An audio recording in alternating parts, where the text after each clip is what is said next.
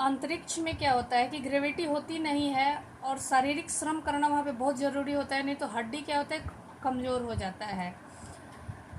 मांसपेशियों और हड्डियों की शक्ति बनाए रखी जा सके, इसके लिए वहाँ एक्सरसाइज किया जाता है। शरीर को लचीला बनाए रखा जाए, जैसा कि साइकिल चलाना, दौड़ना, हवा में तैरना आदि। अंतरिक्ष में सोना मुश्किल, रोज डिब्बाबंद भोजन, भारहीनता, वहाँ वजन जो है वो महसूस ही नहीं होता है चूँकि ग्रेविटी नहीं है। शरीर के लचीलेपन तीव्र गति से ख़त्म होना, यानी शरीर का जो फ्लेक्सिबिलिटी है वो कम हो जाता है। मांसपेशियाँ और हड्डियों को तेज क्षति जैसी समस्याएं होती है। पृथ्वी पे रहने वाला आदमी जब वहाँ चला जाए जहाँ बिल्कुल ग्रेविटी नहीं है, तो उसे तमाम तरह की असुविधाओं का सामना करना पड़ता है। सुनीता ने अंतर्राष्ट्रीय अंतरिक्ष केंद्र में 6 महीने प्रवास के दौरान कई महत्वपूर्ण कार्य किए, जैसे human life science, physical science, पृथ्वी का निरीक्षण, शिक्षा और टेक्नोलॉजी डेमोन्स्ट्रेशन जैसे विषयों पर काम किया। इसके अलावा सुनीता ने इस दौरान जमा किए गए ब्लड सैंपल न्यूट्रिशन से संबंधित अनुसंधान कर रहे वैज्ञानिकों तक पहुंचाए। सुनीता ने कहा, यहाँ पर सबसे बड़ी बात मुझे यह लगती है कि हमारी पृथ्वी कितनी शानदार है। दुनिया को अलग नज़रिए से देखने का मौका और यह अंतर्दृष्टि मिली है कि अपने ग्रह को कैसे आने वाली पीढ़ियों के लिए बचाएं।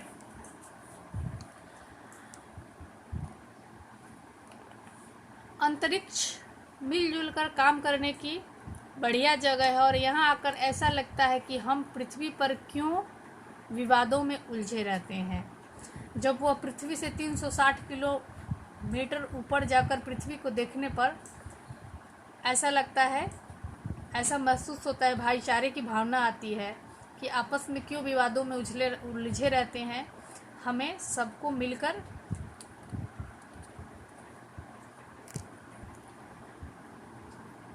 अपने ग्रह को आने वाली पीढ़ियों को बचाने के लिए काम करना चाहिए। नई दिल्ली के अमेरिकी सेंटर में अंतरिक्ष यान जब भारत पर से गुजरा, तब वीडियो कॉन्फ्रेंसिंग के दौरान सवालों का जवाब देती सुनीता ने कहा कि यहाँ से विश्व सीमाओं में बटा नज़र नहीं आता। यहाँ तो सिर्फ दिखता है हमारा सुंदर ग्रह, सुंदर ग्रामीण इलाके, सुंदर पहाड़ और आसमानी रंग के सुंदर महासागर, हरे मैदान और उनके रंगों में ज़मीन दिखाई दे रही है। अनेक रंगों में ज़मीन दिखाई दे रही है। यह दृश्य बहुत मनोहर था। ये अंतर्राष्ट्रीय अंतरिक्ष सेंटर जो है वह एक पृथ्वी से 360 किलोमीटर दूर एक कक्षा में पृथ्वी का चक्कर लगाता है। वह एक दिन में 15 से ज़्यादा बार पृथ्वी का चक्कर काटता है।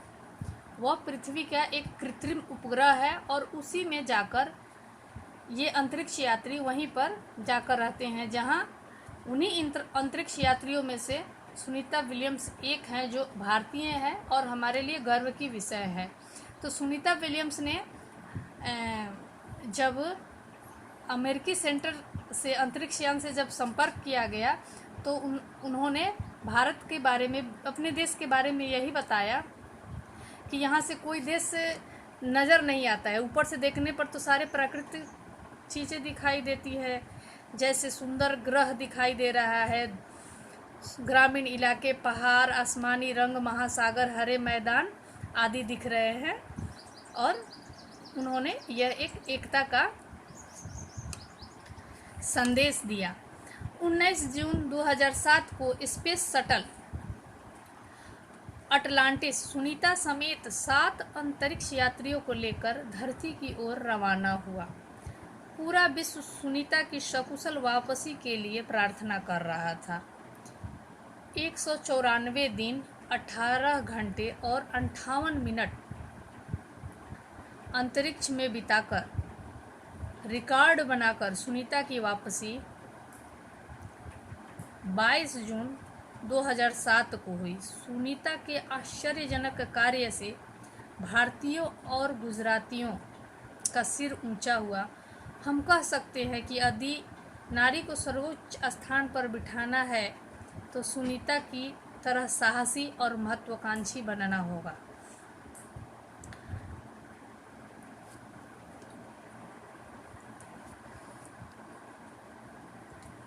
वो जो अंतर्राष्ट्रीय अंतरिक्ष स्टेशन है, वहाँ से जो शटल एक यान होता है, एक स्पेस यान होता है जिसमें यात्रियों को बिठाता है, वहाँ से फिर उसकी लैंडिंग होती है अर्थ पर, धरती पर, मतलब पृथ्वी पर। तो उसका जो लैंडिंग था वो 22 जून 2007 को हुआ। और सुनीता जब सकुशल वहाँ से आई तो जिसके लिए सारे विश्व के लोग प्रार्थना कर रहे थे, और सुनीता ने वहाँ जाने के बाद कई रिकॉर्ड भी बनाए थे, जिसकी वजह से भारतीय और गुजरातियों का सर भी ऊंचा हुआ। और सुनीता ने साबित कर दिया कि औरत को किसी सीमा में बांधा नहीं जा सकता, स्त्री को किसी सीमा में बांधा नहीं जा सकता। वो सर्वोच्च स्थान पर जा सकती है, लेकिन उसे सुनीता की तरह साहसी और महत्वाकांक्षी भी बनना पड़ेगा, मेहनत करनी पड़ेगी। मैं उम्मीद कर रही हूँ आप लोग पूरे चैप्टर को समझ गए होंगे, और इस चैप्टर से जुड़े जितने भी कठिन शब्द मुहावरे हैं उनकी पिक आपको भेजी जाएगी। आप सभी को अपनी हिंदी नोटबुक में लिखकर याद करेंगे, और अगले पीरियड में, अगले वीडियो में, जब अगले फ्राइडे को क्लास होगी, उसमें आप सबको इस चैप्टर से जुड़े जितने भी अभ्यास, प्रश्न और उत्तर है उनके पिक भेजे जाएंगे। उन सभी को आप अपने नोटबुक में लिखिए और ज़्यादा से ज़्यादा पार्टिसिपेट कीजिए होम लर्निंग प्रोग्राम में। और होमवर्क बनाने के बाद आप लोग उसकी पिक लेकर अपनी क्लास टीचर के पास भेजिए। मैं आपके स्वस्थ जीवन की कामना करती हूँ। धन्यवाद। फिर मिलेंगे अगले वीडियो में। बाय।